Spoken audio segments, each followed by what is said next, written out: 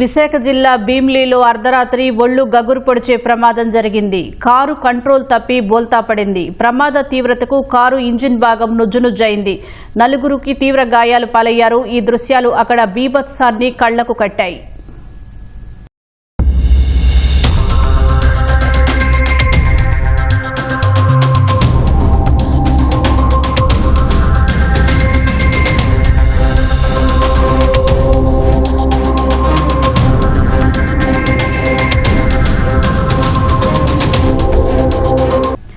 చూశారుగా అతివేగం ఎంత ప్రమాదాన్ని తెచ్చిందో. నిదానమే ప్రధానమని పోలీసులు మొత్తుకుంటున్నా ఇవి మాత్రం వాహన చోదకులకు చెవికెక్కటం లేదు. భీమిలి బీచ్ రహదారి మీదుగా కారులో రాత్రి చోదకుడితో పాటు 3 వ్యక్తులు విశాఖ వెళుతున్నారు. ఈ క్రమంలోనే కే నగరపాలెం జంక్షన్ వద్దకు వచ్చేసరికి కారు అతివేగంతో అదుపు తప్పి టెలిఫోన్ స్తంభాన్ని ఢీకొట్టింది. ఆ తర్వాత డివైడర్ పైకి ఎక్కి బోల్తా పడింది. ఈ దుర్ఘటనలో కారు ముందు భాగం నుజ్జునుజ్జైంది. అందులో ఉన్న 4 వ్యక్తులకు తీవ్ర గాయాలయ్యాయి. వీరిలో ఓ వ్యక్తి స్పృహ కోల్పోయాడు. ఈ ఒళ్లు గగురు పొడిచే దృశ్యాలు సీసీ కెమెరాలో రికార్డయ్యాయి.